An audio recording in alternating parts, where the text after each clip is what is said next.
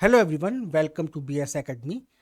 आज के इस वीडियो के अंदर मैं आपके सामने हाई कोर्ट जो कि मध्य प्रदेश में जबलपुर में स्थित है, वहाँ पर सीनियर कंप्यूटर प्रोग्रामर की कुछ जो जगह निकली हैं और उसके बारे में जो डिटेल नोटिफिकेशन जो है आज के इस वीडियो में हम लोग देखेंगे। इस वीडियो में जो हम लोग देखेंगे जनरली कि कौन कौन सी इंपॉर्टेंट डेट हैं और इसका सिलेबस क्या है और कितनी जो जगह निकली हैं और उसका क्या पे स्केल है, इसके बारे में आज के इस वीडियो में डिटेल में रहेगा। तो आज को वीडियो को स्टार्ट करते हैं। इससे पहले कि मैं अपना वीडियो को स्टार्ट करूं, मैं अपने वीडियो को थोड़ा छोटा कर लेता हूं जिससे आपको किसी भी तरह की प्रॉब्लम ना हो। तो आइए आज के इस वीडियो को देखते हैं। तो देखिए, ये जो डायरेक्ट रिक्रूटमेंट निकला है जो कि आपका सीनियर कंप्यूटर प्रोग्रामर असिस्टेंट के लिए निकला है डिस्ट्रिक्ट कोर्ट के अंदर, याद रखिएगा डिस्ट्रिक्ट कोर्ट के अंदर निकला है ये। और कहाँ पे निकला है? मध्य प्रदेश के अंदर। यानी मध्य प्रदेश के अंदर जितने भी डिस्ट्रिक्ट कोर्ट हैं वहाँ पर सीनियर कंप्यूटर प्रोग्रामर की असिस्टेंट की जितनी भी जो मतलब जगह निकली हैं वो यहाँ पर हैं।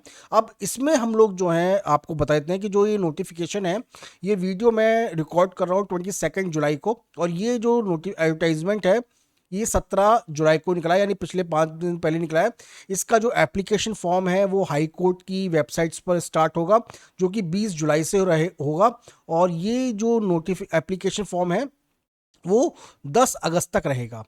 अब इसका जो स्टार्टिंग का जो प्रिलिमिनरी स्क्रीनिंग एग्जामिनेशन होता है जिसमें आपके एमसीक्यू आएंगे, उसके बारे में उसकी जो डेट होगी वो आपको नोटिफाई कर दी जाएगी बाय द नोटिफिकेशन। ओके, अब मैं आपको इसमें जो डिटेल जो नोटिफिकेशन है इसके बारे में बताता हूँ। तो देखिए, ये जो कंप्यूटर प्रोग्रामर की जो जगह निकली है, सीनियर कंप्यूटर प्रोग्रामर असिस्टेंट की जो जगह निकली है, वो 130 वैकेंट पोस्ट हैं। अभी मैं इसके बारे में और भी बताऊंगा।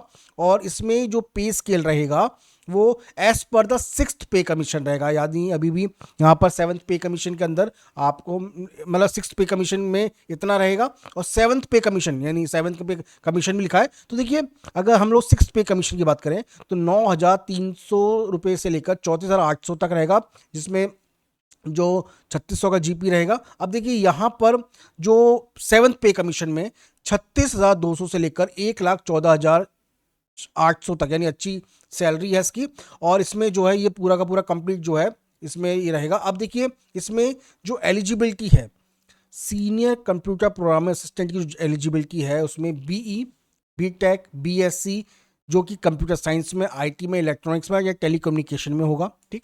अब बीसीए, एमसीए के बच्चे भी दे सकते हैं, एमएससी जिन्होंने इलेक्ट्रॉनिक करी है सीएस या आईटी से, जिसमें एटलीस्ट कम से कम 1 साल का वर्किंग एक्सपीरियंस उनको लाइनक्स पर, ओपन सोर्स सॉफ्टवेयर पर, विंडो पर, डीबीएमएस पर और सॉफ्टवेयर डेवलपमेंट पे। ओके, तो ये आपका रिक्वायरमेंट है। इसके अलावा एक इम्पॉर्टेंट, बहुत इम्पॉर्टेंट खबर है। अब इसमें क्या है ना, जिन लोगों को 2 साल का वर्किंग एक्सपीरियंस है डिस्ट्रिक्ट कोर्ट के अंदर, केवल वही कैंडिडेट जो है इसका फॉर्म जो है फिल कर पाएंगे। ये बहुत इंपॉर्टेंट है क्योंकि इसकी वजह से बहुत सारे कैंडिडेट जो है इसका फॉर्म फिल नहीं कर पाएंगे, मुझे पता है। तो आप ऊपर वाली जो एलिजिबिलिटी है, एजुकेशन की जो एलिजिबिलिटी है, वो तो फुलफिल कर लोगे, बट यहाँ पर ये जो 2 साल का जो एक्सपीरियंस मांगा है, यहाँ पर बहुत सारे बच्चे जो है ये फिल्टर आउट हो जाएंगे। तो वो कैंडिडेट जिनके पास 2 साल या उससे ज़्यादा एक्सपीरियंस है, उनके लिए बहुत अच्छी अपॉर्चुनिटी है इस सीनियर कंप्यूटर प्रोग्रामर असिस्टेंट की जॉब को ग्रैब करने का। अब हम लोग इसमें डिटेल में आते हैं। तो कुल मिलाकर आपको याद रखिएगा कि इसके अंदर आपका एक तरीके से जिन लोगों को, जिन कैंडिडेट्स को आईटी डोमेन का वर्क एक्सपीरियंस है, उसमें जो है एक तरीके से उनको प्राथमिकता दी जाएगी, उनको प्रायोरिटी दी जाएगी। ओके, अब हम लोग आगे आते हैं। अब देखो, यहाँ पर जो जो पदों का जो आवंटन है, जो इसका डिस्ट्रीब्यूशन है वो दिया गया है, बट मैं आपको बस इतना बता देता हूँ कि अभी इसमें जो जगह निकली हैं वो आपकी 130 जगह आपकी जो है वो निकली हुई हैं। तो इसमें और जो इम्पोर्टेंट खबर है इसके बारे में हम आगे आपको बताते रहेंगे।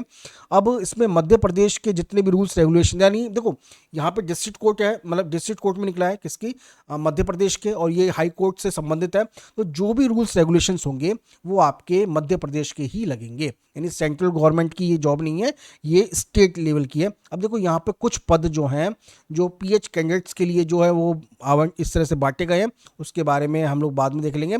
अब देखो, इसमें वही इंपॉर्टेंट खबर की अनफेयर मीन का मतलब क्या होता है इसके बारे में बता रखा है, और इसके अलावा और भी बहुत सारी इंपॉर्टेंट है, तो इसको आप देख लीजिएगा, इतना इंपॉर्टेंट इसमें नहीं है।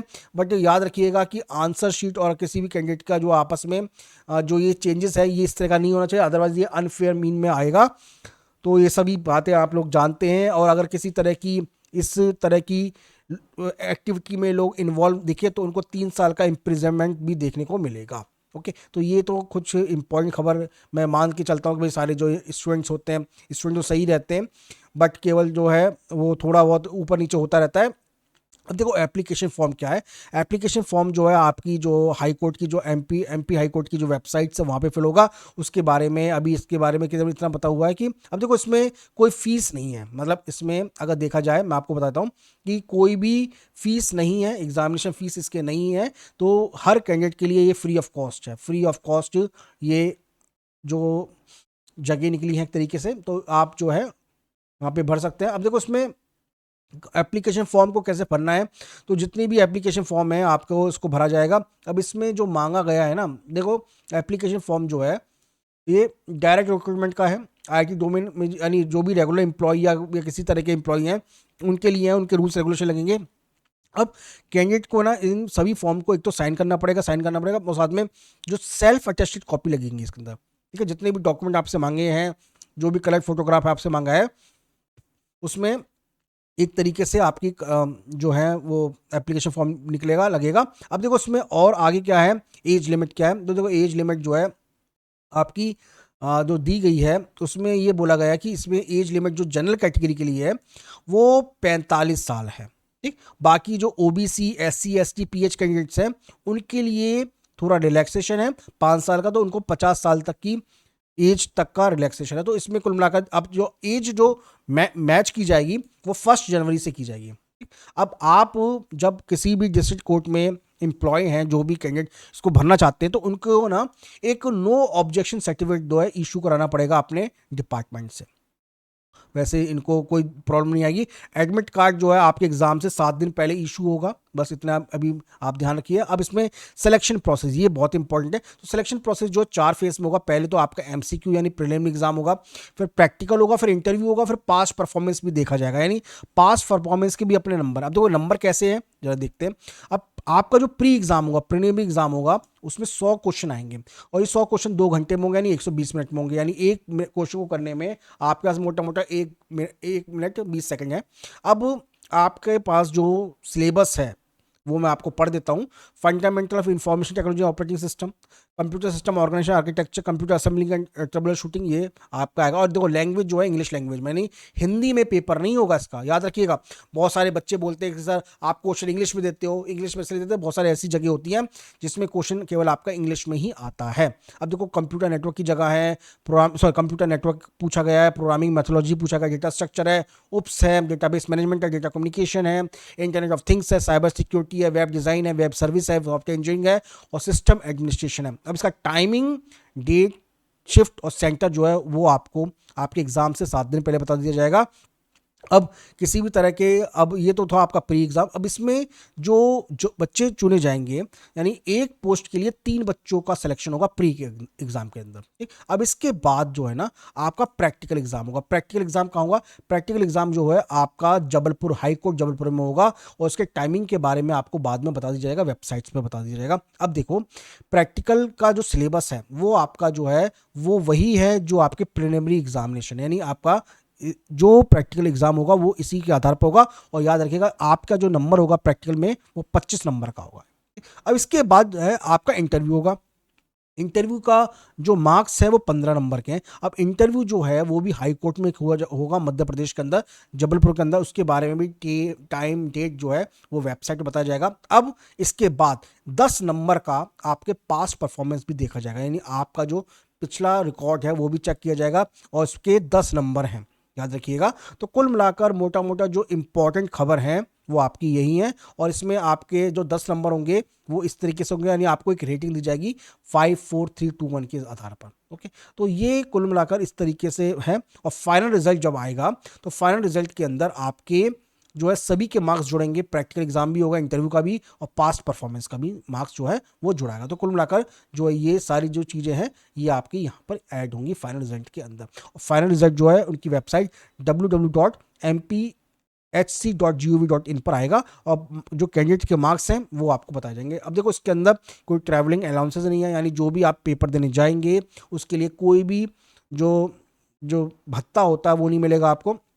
अब इसके अंदर आप इवैल्यूएशन चेक कर सकते हो, तो कुल मिलाकर जो इवैल्यूएशन है वो भी इसके द्वारा दिया जाएगा। अब समय समय पर जो गवर्नमेंट जो है, हाई कोर्ट जो है, वो इसकी जगह को कम ज़्यादा कर सकती है। तो इतनी इंपॉर्टेंट खबर है, इसके लिए इसको वीडियो को हम लोग इतना ही रखेंगे। और याद रखिएगा स्टूडेंट्स, जितना भी मैंने आपको यहाँ पे बताया है वही इंपॉर्टेंट खबर है। अब इसके बारे में आपको अगर कुछ और भी पूछना है तो आप हमें व्हाट्सअप कर सकते हैं। हमारा व्हाट्सअप नंबर जो है आपका जो है वीडियो के नोटिफिकेशन के अंदर है। और साथ में अगर किसी भी गवर्नमेंट जॉब की आप प्रिपरेशन कर रहे हैं जिसका अंदर कंप्यूटर साइंस आता है, तो उसके लिए हम लोग जो कोर्सेज हैं वो अपने BSI एकेडमी पर डालते हैं, तो उसके लिए आप हमें फॉलो कर सकते हैं। और हमारा जो टेलीग्राम चैनल है उसको भी फॉलो कर लीजिएगा, तो वहाँ पे जो है इसके बारे में और भी जो PDF जो है, इसका डिटेल PDF जो है वहाँ पे शेयर कर देंगे। टेलीग्राम का लिंक भी वीडियो के अंदर मैंने डाल रखा है। ओके, तो दिस इज ऑल अबाउट। मिलते हैं आपसे नेक्स्ट वीडियो में एक और इंपॉर्टेंट टॉपिक के साथ। Thank you.